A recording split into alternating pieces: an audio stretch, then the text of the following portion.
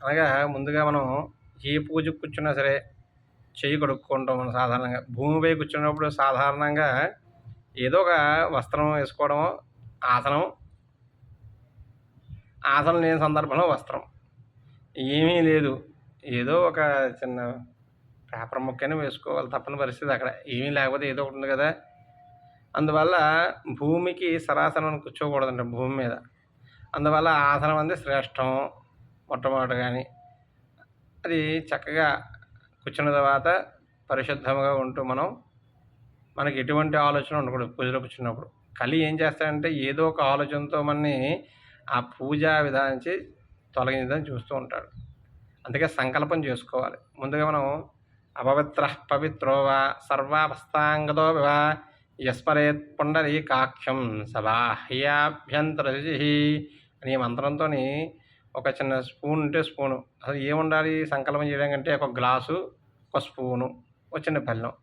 దీని సంస్కృతంలో రాగి పాత్రలను ఏమిటంటే పంచపాత్ర, స్పూన్ని ఉద్ధరణి అంటారు.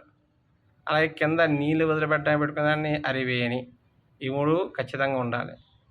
ఈ మూడిటికి దగ్గర పెట్టుకున్నాక ఈ మూడిట్లో ఒక నీళ్ళు మనం ముందు మార్జన చేసుకున్నాం కదండీ! తర్వాత చెయ్యి కడుక్కోవాలి మొట్టమొదటిగా. మార్జన ఎందుకు చేసుకోవాలి? అపవిత్రః పవిత్రో వా. మనం ఎక్కడెక్కడో తిరిగి వచ్చి అలసిపోయి ఉంటాం. మొత్తం మనం ఎలా ఉన్నా ఏదేదో ముట్టుకున్నామో, పూజకి బాగా నిమగ్నం అవుతున్నామో లేదో ఏదో ఒక అనుమానం ఉంటుంది. పొరపాటున పిల్లలు ఎక్కడి నుంచో కాస్త బయటికి వెళ్ళి ముట్టించుకుంటారు. అరే! పూజకి వెళ్ళొచ్చిన పిల్లవాడు ముట్టుకున్నాడురా అని ఒక భావన చెందుతుంది. ఇటువంటి భావాలన్నీ పోవాలి. ఆ నీటితో శుద్ధి అవ్వాలి మనం.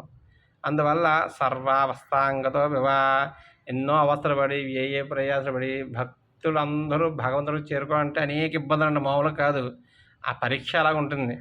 ఈ అవస్థలన్నీ పోవాలి మనకి. ఈ అంగాలన్నీ కూడా అంగం అంటే దేహంలోని అంగాన్ని శుద్ధి అవ్వాలి. అందువల్ల ఈ మంత్రంతో అపవిత్రః పవిత్రో వా సర్వావస్థాంగతో యస్మరేత్ పుండరీకాక్షం. ఎక్కడైతే ఆ పుండరీకాక్షం నామం జపిస్తూ మనం నీళ్లు మార్జన చేసుకుంటున్నామో ఈ బాహ్యదేహం అంతా కూడా సబాహ్యాభ్యంతర ఇదంతా శుద్ధి అవుతుందయ్యా అని చెప్పేసి మంత్రం ప్రధానమైన అంశం అండి. అలా జల్లుకున్న తర్వాత మనం ఏం చేయాలంటే చేయి కడుక్కొని, ఎందుకు చేయి కడుక్కుంటే ఈ చేయి తిన్నంగా ఉండదు. ఎక్కడ వేలు ఏం చేస్తుంది ఇది కాస్త కేశాలు ముట్టుకోవడం, వెంట్రుకలు ముట్టుకోవడం, అటు ఇటు తాకడం ఏవో ఉంటాయి కదా! భగవంతుడు పూజ చేసేటప్పుడు వేలు పరిశుభ్రంగా ఉండాలి. చెయ్యి అంతా శుభ్రంగా ఉండాలి. అందుకే చెయ్యి కడుక్కోండి అయ్యా మొట్టమొదటిసారిగా అనేది. అయిపోయిన తర్వాత ఆచమనం చేయాలి. గోకర్ణంలాగా. గోకర్ణం అంటే ఏంటంటే ఆవు చెవి. ఆవు చెవి విధంగా ఉంటుందేంటండి చూడండి ఈ విధంగా పెట్టుకోవాలి. ఈ విధంగా పెట్టుకుంటే ఆచమనానికి సరిపోతుంది. ఇలా పెట్టుకుంటే అమృతం. గోకర్ణంలో తాగిన విధానం. నీరు కూడా బయటికి పోదు. ఈ విధంగా ఇలా ఇలా పెట్టుకుని ఆచమనం చేయాలి. 3 సార్లుగా తాగాలి. మొట్టమొదటిగా ఏంటి ఓం కేశవాయ స్వాహ, ఓం నారాయణాయ స్వాహ, ఓం మాధవాయ స్వాహ. 3 సార్లు తాగాం కదండి. కేశవుడు, కేశం అంటే మీకు తెలిసిందే వెంట్రుక అని సంస్కృతంలో. సాక్షాత్ పైన అజ్ఞానాన్ని పోగొట్టవయ్యా. నారాయణాయ స్వాహ. ఈ తాగిన నీరు నాభిలోకి వెళ్తుంది. సాక్షాత్ నాభిస్వరూపుడు పుట్టాడు బ్రహ్మదేవుడు. జ్ఞానం పొందాలి. మాధవాయ స్వాహ. మర్మం ఏంటో మనకేం తెలియదు. మాధవుడే కదా మొత్తం మాయాజీవుడు.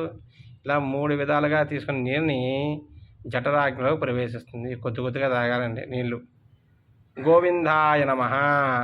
మన చేతిలో వదిలిపెట్టే దేవతీర్థం కింద వదిలిపెట్టాలి. గోవులో సకల దేవతలు ఉన్నాయంటండి. కాబట్టి ఆ సకల దేవతలకు కూడా మనం తాగిన తర్వాత మన చెయ్యి తెలిసి తెలియక పెదము కింద పెదముకి తగులుతుంది. జ్ఞానంతో ఉండేది కింద, అజ్ఞానంతో ఉండేది పైభాగం.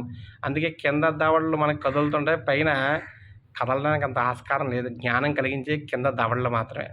అందువల్ల ఈ జ్ఞానం కలిగిన వాటిని తాగాం కాబట్టి ఎంగిలి అవుతుంది. అందులో చెయ్యి కింద వదిలిపెట్టేయాలి. సర్వదేవతా స్వరూపం కాబట్టి కింద వదిలేసాం. గోవిందాయ నమః. ఇక నుంచి నామాలు విష్ణుమూర్తి నామాలు ఉంటాయన్నమాట. జ్ఞానప్రదాయకం. విష్ణవే నమః, మధుసూదనాయ నమః, త్రివిక్రమాయ నమః, ఓం వామనాయ నమః, ఓం శ్రీధరాయ నమః, ఓం ఋషికేశాయ నమః, ఓం పద్మనాభాయ నమః, ఓం దామోదరాయ నమః, ఓం సంకర్షణాయ నమః, ఓం వాసుదేవాయ నమః, ఓం ప్రద్యుమ్నాయ నమః, ఓం అనిరుద్ధాయ నమః, ఓం పురుషోత్తమాయ నమః, ఓం అధోక్షయాయ నమః, ఓం నారసింహాయ నమః, ఓం అచ్యుతాయ నమః, ఓం జనార్దనాయ నమ, ఓం ఉపేంద్రాయ నమ, ఓం హరయే నమ, శ్రీకృష్ణాయ నమ. అలా సాక్షాత్ శ్రీకృష్ణ భగవంతుడు నమస్కారం చేసుకుని మాయాస్వరూపం మొత్తం తొలగించేస్తాడు ఈయన మాయ ఉంటే. ఇక్కడ తర్వాత సంకల్పంలో ప్రథమంగా విఘ్నేశ్వరుని ప్రార్థన చేసుకుంటాం మనం ఎప్పుడూనే. అలాగే స్వామివారి ప్రార్థన చేసుకోవాలి. శుక్లాంబరధరం విష్ణుం శశివర్ణం చతుర్భుజం ప్రసన్నవదనం ధ్యాయేత్ సర్వ విఘ్నోపశాంతయే. ఎటువంటి విఘ్నం తొలగించని చెప్పేసి అనుకున్నాక 2 అక్షంతలు పట్టుకొని వాసన చూసి మీ ఎడమ చేతి వెనక భాగంలో వేసుకోవాలండి. అంటే ఉత్తిష్ట అంటే లేవమనే కదా, మనకి వెనకాల జరుగుతున్న కాలం అంతా గుచ్చుకుంటుంది ముందుకు వచ్చి. మనం పూజలో కూర్చున్నప్పుడు మాత్రం గుర్తు వస్తాయి, విడిగా ఎప్పుడు గుర్తురావంటాను, ఏదో మర్చిపోయాం అని వెంటనే లేవాల్సి వస్తుంది. ఇటువంటి భూతకాలం అంతా కూడా మనం తరుముతూ ఉంటుందంటారు మొత్తం అంతాని. అందువల్ల ఆ భూతకాలం అంతా బయటకు వెళ్ళిపోవాలి. అందుకే అక్షంతలు త్రిశూలాలుగా మారి మనకి ఎటువంటి చెడువైన జ్ఞాపకాలు రాకుండా ఈ అక్షంతలు త్రిశూలా గుచ్చుకుని భూతకాలం వెనక్కి గింటేస్తాయి. అందుకే ఉత్తిష్టంతు పైకి లేచిన వెంటనే భూత పిశాచాహ, ఈ భూతకాలం పిశాచాలే పినేస్తుంటుంది మనుషుల్ని. అందువల్ల వెనక్కి వేసేస్తున్నాం అక్షంత వాసన చూసి. ఏదే భూమి భారకా, మనం భూమి మీద కూర్చున్నాం కదండి, ఈ ఆలోచనలతో మనకు భారంగా ఉంటుంది. ఏం ఆలోచిస్తారే, అయ్యో అది మర్చిపోయి గ్యాస్ కట్టాను, లేదో ఎక్కడికి వెళ్ళాలేమో, పిల్లవాడు ఏం చేస్తున్నాడో, ఇవి మనకి భారంగా మారి పూజలో కూర్చునే ఉంటారు మనని. అందువల్ల ఈ అక్షంతల ద్వారా వాసన చూసి వెనక్కి వేయాలి. ఎడమ చేతి వెనుక భాగం వేసుకోవాలి. భార్యాభర్తలు ఇద్దరు కూర్చున్నాం అనుకుంటే మధ్యలో నుంచి చేయకూడదు, భార్యకి ఎడమ చేతి పక్క నుంచి అక్షంత వేయాలి. అందుకే అక్షంత వేసిన తర్వాత ఏదే భూమి భారక ఏదే శ్యామవరోధేన బ్రహ్మకర్మ సమారభే. ప్రాణాయామం చేయాలి. ఏ విధంగా ప్రాణాయామం చేయాలంటే మనకి నాసికానికి ఏంటంటే మనం 3 విధాలుగా పట్టుకోవాలి. ప్రాణాయామ ప్రక్రియ అంటారు దీన్ని. సంకల్పం చేసేటప్పుడు ప్రాణాయామం చేయడమే పూజా విధానం. ఇప్పుడు ఈ 3 వేలు ఉన్నాయి, ఇలా తీసుకున్నాం. ఈ రంధ్రం మూసేయాలి ఇలా. ఇది సూర్యనాడి. శ్వాస పీల్చకండి. ఇప్పుడు మళ్ళీ ఇది చంద్రనాడి ద్వారా శ్వాస పీల్చుకోవాలి.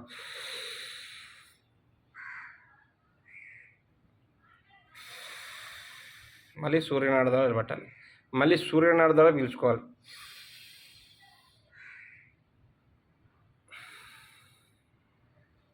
ఇలా 3 పర్యాయాలు ప్రాణాయామం ప్రశాంతంగా చేయాలి. దీన్ని యోగా ప్రక్రియ కూడా మనం వాడుతూ ఉంటారు. పూజా విధానంలో ఎటువంటి ఇబ్బందులు లేకుండా శ్వాస ఎలా పీల్చి వదిలిపెట్టడం వల్ల మనకి పూజ మీద నిమగ్నత ఏర్పడుతుంది. ఓం భూం భువ, ఓం స్వః, ఓం మహః, ఓం జనః, ఓం తపః, ఓం సత్యం, ఓం తత్సవితుర్వరేణ్యం భర్గో దేవస్య ధీమహి ధియో యో నః ప్రచోదయాత్ మా బోధ్యోతిరసమృతం బ్రహ్మభూర్భువస్సువరోం. ఇక్కడ మమ అనుకుంటాం అంటే సహకుటుంబంలో మనతో పాటు ఉన్నవాళ్ళు, మనల్ని ఆశ్రయించిన వాళ్ళు, మనల్ని నమ్ముకున్న వాళ్ళు. మనం ఒకడే కానీ మనతో ఉన్న వాళ్ళందరూ కూడా బాగుండాలని సంకల్పం చేసుకుంటున్నాం. అంత గొప్పతనం మమ అనుకోవడం అనమాట అండి. యజమాస్యోవాత్త సమస్త దుర్దక్షయ ద్వారా శ్రీ పరమేశ్వరముద్దిశ్య పరమేశ్వర ప్రీత్యర్థం శుభే శోభనే ముహూర్తే శ్రీ మహావిష్ణురాగ్నేయ ప్రవర్తమానస్య ఆద్య బ్రహ్మణః ద్వితీయవరాध्ये శ్వేతవరాహకల్పే వైవస్వతమన్వంతరే. ఇది ఏ యుగం? ఇది కలియుగం. కలియుగే ప్రథమ పాదం. ఇది ప్రథమ పాదే ఏ యుగం ఏంటో చెప్పుకోవాలన్నమాట. జంబూ ద్వీపే భరతవర్షే భరతఖండే మేరోహ దక్షిణ దిగ్భాగే. ఏదైనా భూమికి నాభిస్థానం ఏదంటే అది ఒక శ్రీశైలం మాత్రం అంటాను. చాలా గొప్ప క్షేత్రం అది. ఆ చరిత్ర చెబుతుంటే చాలా విశేషం. 12 లింగాల్లో కూడా శ్రీశైలం చాలా విశేషం. దాని చరిత్ర ఛానల్లో చెబుతాను. ఆ శ్రీశైలం వెళ్తే చాలు మన జన్మ ధన్యమైనట్లే. అంత గొప్ప శ్రీశైలం. 6 ముఖాలతో ఉంటాడు స్వామివారు. దాని చరిత్ర మీకు చెప్తాను. కానీ ఇప్పుడు చెప్పే విషయం అంటే శ్రీశైలస్య ఇక్కడ విజయవాడ మనకి సాధారణ ఈశాన్య ప్రదేశం చెప్పుకుంటున్నాం. ఎక్కడ ఉంటే మనం ఆ ప్రదేశం చెప్పుకోవాలి. కృష్ణా గోదావరి మధ్యప్రదేశే. నేను కృష్ణా నది దగ్గర కృష్ణా గోదావరి. కాకినాడ గోదావరి ప్రాంతంలో ఉన్నారు. గంగా గోదావరి మధ్యలో ఉంటారు వాళ్ళు. గంగా గోదావరి మధ్యప్రదేశే ఆ ప్రాంతం అనేది చూసుకోవాలి. ప్రభవాది 6 సంవత్సరాల మధ్య అంటే 60 సంవత్సరాల మధ్యలో ఏముంది ఈ సంవత్సరం, ఆ సంవత్సరం చెప్పుకోవాలి. ఈవేళ విశ్వావసునామ సంవత్సరం. విశ్వావసునామ సంవత్సరే దక్షిణాయనం ఉత్తరాయణం 2 ఉంటాయంటండి. 6 నెలలకు మారుతుంటాయి. ఆ 6 నెలలకు మారే దాంట్లోని మకర సంక్రమణం అంటారు. అక్కడి నుంచి ఉత్తరాయణం. కర్కాటక నుంచి రేవు మారుతుంటారు, అక్కడ దక్షిణాయనం. ఇప్పుడు దక్షిణాకాలంగా ప్రస్తుతం దక్షిణాయనే. ఋతువులు 6. ప్రస్తుతం ఋతువు ఉన్నది శరదృతువు. ఏ మాసం అండి? ఆశ్వేజ మాసం. శరదృతో ఆశ్వేజ మాసే. ఏ పక్షం? శుక్లపక్షం, కృష్ణపక్షం 2 ఉంటాయంటండి. అందులో ఆ పక్షాన్ని చూసుకోవాలి. పౌర్ణమికి ముందుగా ఉండేదంతా కూడా శుక్లపక్షం. పౌర్ణమి అయిపోయిన తర్వాత మళ్ళీ అమావాస్య వరకు ఉండేది బహుళ, అంటే కృష్ణపక్షం అంటాం. ఈ సంకల్పన ప్రధానం. మనం పంచాంగంలో చూసుకోవాలి అది ఏ పక్షమో ఏమిటో ఉంది. తిథులు ఉంటాయి అక్కడ. ఏ తిథో ఏమిటో మనం రాసుకోవాలి. ప్రస్తుతం ఈ రోజు తిథి ఏమిటి మనం పంచాంగం చూసుకోమాట. ప్రస్తుతం పంచాంగంలో ఇలా ఈ విధంగా తెలుసు, క్యాలెండర్ చూసుకోవచ్చు. ఏంటి ఈవేళ వారం ఏంటండి? బుధవారం. తదియ పూర్తిగా ఉంది. చిత్తా నక్షత్రం. సాయంత్రం 4:17. ఇలా ఈ విధంగా తదియ బుధవారం రోజు ఉంది కాబట్టి మనకి ఈ తదియ పూర్తిగా ఉంది. అంటే తృతీయాయాం అనుకోవాలి. తిరగనప్పుడు తదియ అనుకున్న ఇబ్బంది లేదు. ఏమండి? ఈ విధంగా తృతీయాయాం వాసరం వాసరస్తో. ఏ వారము? సౌమ్యవాసరం. అంటే బుధవారాన్ని సంస్కృతంలో సౌమ్యం అంటారు. సౌమ్యవాసరే శుభనక్షత్రే శుభయోగే శుభకరణే ఏవంగన విశేషనిష్టాయాం శుభదిథౌ శ్రీమాన్ శ్రీమతః గోత్ర. ఎవరి గోత్రం వాళ్ళ గోత్రం చెప్పుకోవడం, వారి పేరు చెప్పుకోవడం. ధర్మపత్ని ఉంటే ధర్మపత్ని పేరు చెప్పుకోవడం. పిల్లల పేరు పుత్రకస్య పుత్రస్య పేర్లు చెప్పుకొని మనం ఏ పూజ చేసుకుంటున్నామో ఆ పూజ సంకల్పం చేసుకోవాలి. నేను విఘ్నేశ్వర పూజ చేసుకుంటున్నాను. గణపతి పూజాం కర్మ కరిష్యే. మన కోరికలు చెప్పుకోవాలి. క్షేమ, స్థైర్య, ధైర్య, విజయ, అభయ, ఆయు, ఆయుర, ఆరోగ్య, ఐశ్వర్య, అభివృద్ధి అర్థం, ధర్మార్థ, కామ్యమోక్ష, చతుర్విధ ఫల పురుషార్థ సిద్ధ్యార్థం. ధర్మమయ మార్గం నడిపించమ్మా. అది నడవాలంటే ఆయుష్ ఉండాలి, ఆరోగ్యం ఉండాలి. నా వంశంలో అందరూ కూడా ధర్మ మార్గం నడవాలి కదా, అటువంటి జ్ఞానాన్ని నాకు ప్రసాదించమ్మా అని సంకల్పం చేసుకుని ఈవేళ విఘ్నేశ్వర పూజ చేస్తాం అనుకోండి. గణపతి పూజ కరిష్యే. దుర్గాదేవత పూజ చేస్తున్నాం కదా, దుర్గాదేవత పూజ కరిష్యే.